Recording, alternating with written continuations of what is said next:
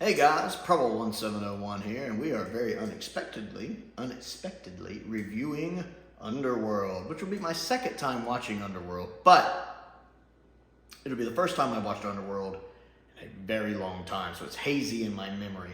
So it felt like it merited episodic reviews.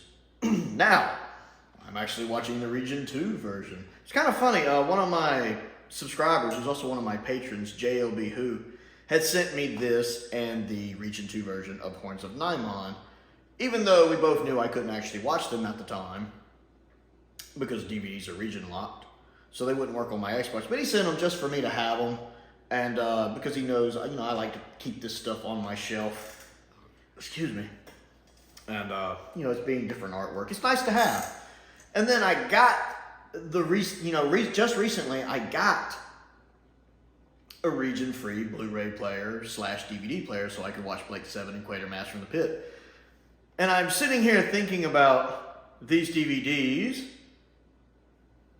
region-free Blu-ray player. And you can see in my mind 2 plus 2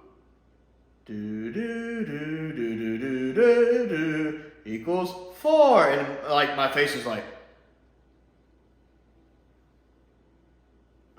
and because I've been wanting to watch Underworld again. I've talked famously about how I don't own a lot of season 15. The only season 15 story I really own is the Sunmakers that I could watch on Region 1. I haven't seen a lot of season 15 in a while, although I did watch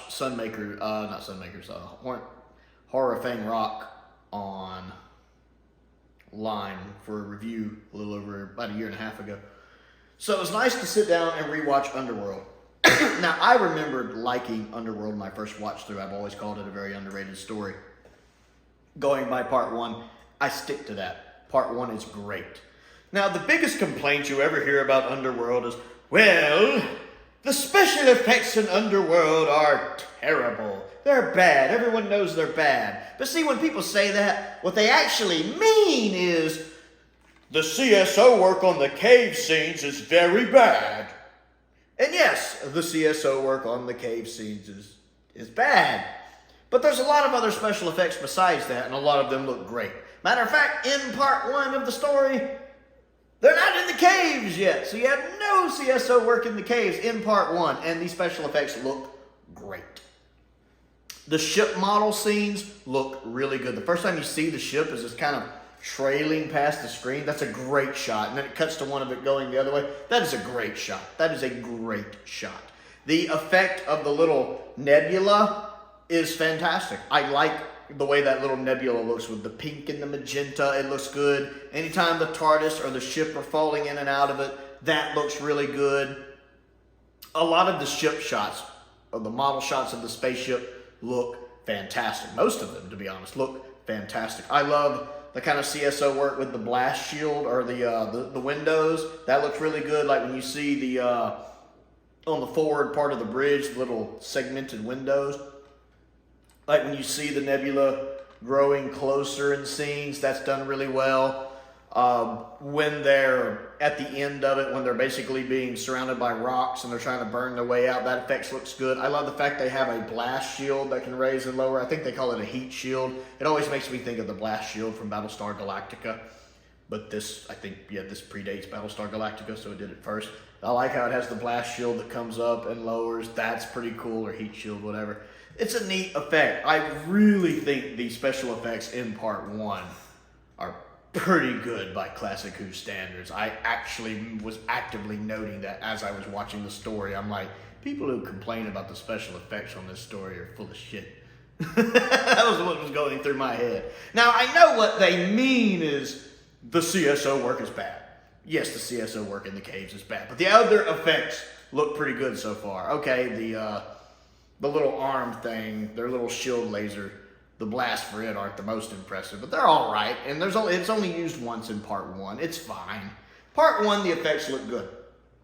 Moving on, the story was kind of vague in my mind.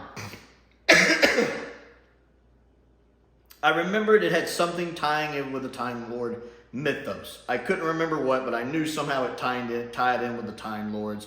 kind of like the planet Karn ties in with the Time Lords.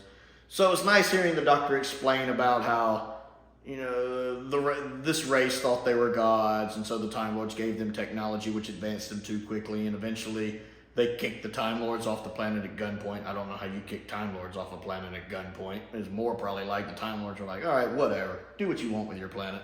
And then, of course, the planet which now had more advanced weapons, but not the advanced mental and emotional maturity to be responsible with those weapons, ended up destroying the planet. As the Doctor said, they split the atom, they did this, and then eventually they split the planet.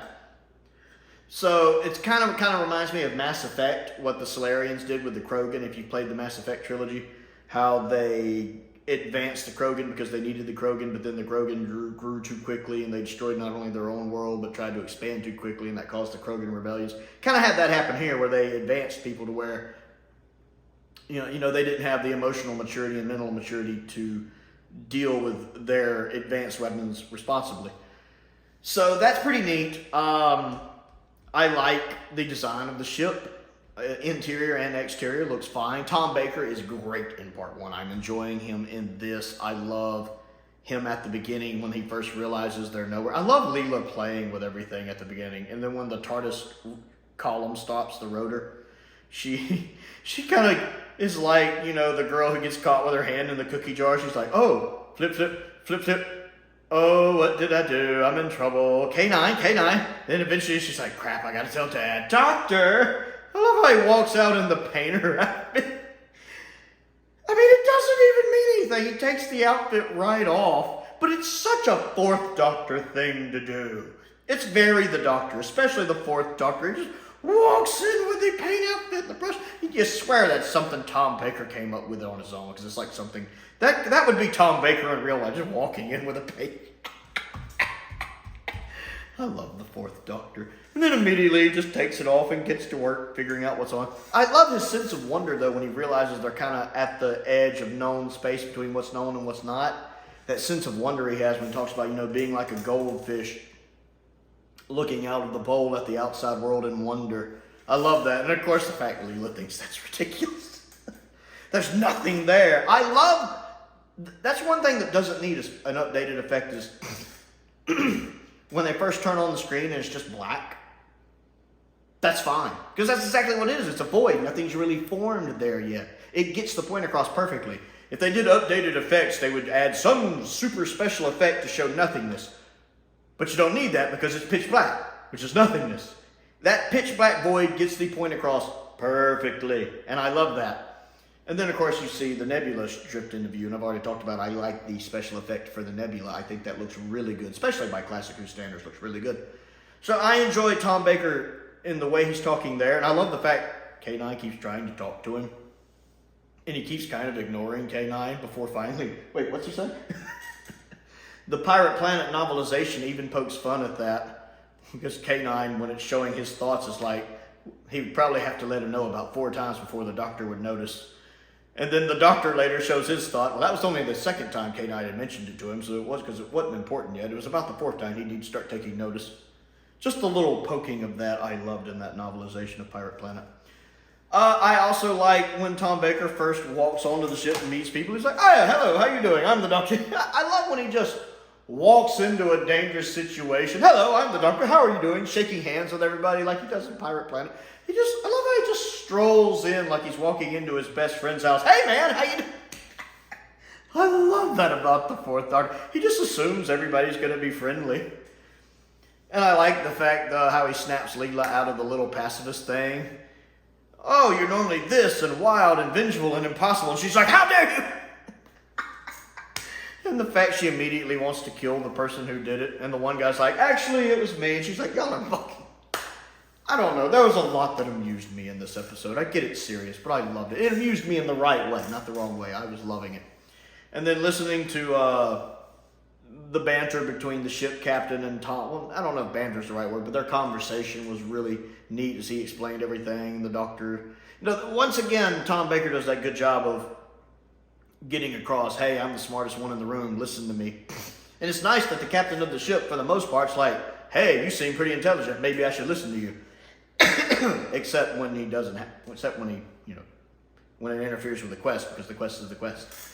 It's interesting seeing this ship when you have these people who have lived so long. You know, you see the girl basically regenerate herself and grow younger, because when they regenerate, they basically just grow, you know, turn younger again. They reverse the aging process. And you realize that they've been on this mission for like 100,000 years, and they've regenerated like 1,000 times, every person on there. That's crazy to have lived that long. And it once again ties in with when you see that in several times in Doctor Who of, you know, eternal life being a curse, not a blessing, being a bad thing, because eventually you just get tired and burned out and nothing is exciting anymore. You know, we see that in the Five Doctors. We see that in Maldron Undead, when these people, you know, attain these long life or eternal life. It's not the blessing they think it is.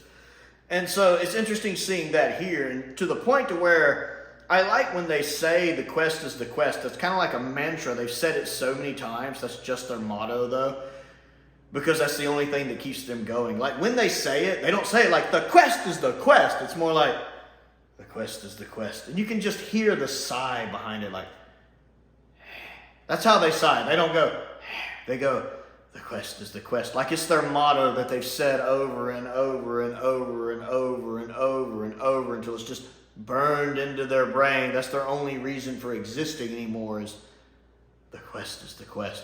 And just the burden of those words, like in the Wheel of Time novels, there's a saying like death is as light as the feather, duty heavy as a mountain. You can just see that mountain weighing down on them when they say those words. It's done really well.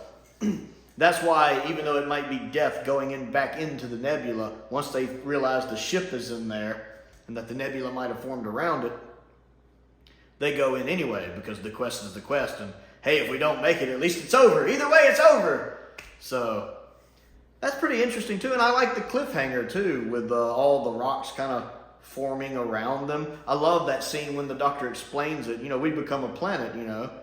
We have this amount of gravity with everything else around us, lesser gravity. So I love how he explains that, you know, just, it's a complicated thing, but he explains it so simply. I enjoy that.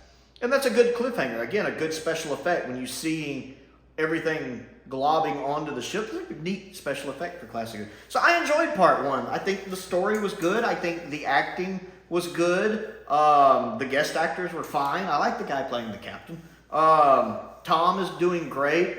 Leela's good. And the special effects for part one, with the model shot and model work and everything,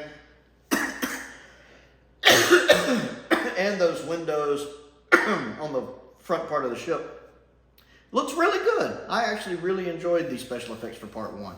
I'll bash the CSO stuff when we get to it for the cave wall.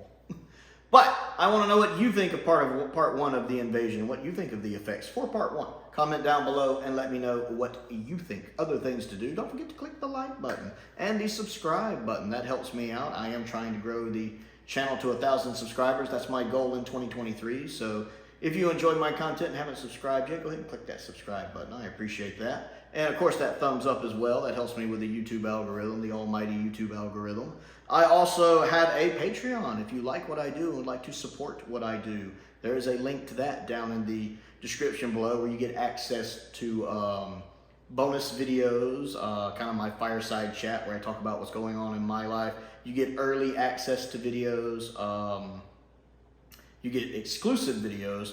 I also release full versions of my non-Doctor Who Sunday videos, like Quatermass in the Pit and Blake 7, which I'm going through right now, and I'll be doing some other stuff as well. Only edited versions of those end up on the channel. The full versions will be on Patreon for exclusive at my $5 tier and up, because I have several different tier levels. If you want to check that out, I want to give a shout out to some of my top tier patrons, Stephen Crane, Finn Perkins, and Colin Coney. I appreciate their continued support, as I do the support of all of my patrons, including one of my other patrons, JLBWHO, who sent me this. Who would have thought I'd actually be having a chance to watch it, but with that region-free player, I can watch it.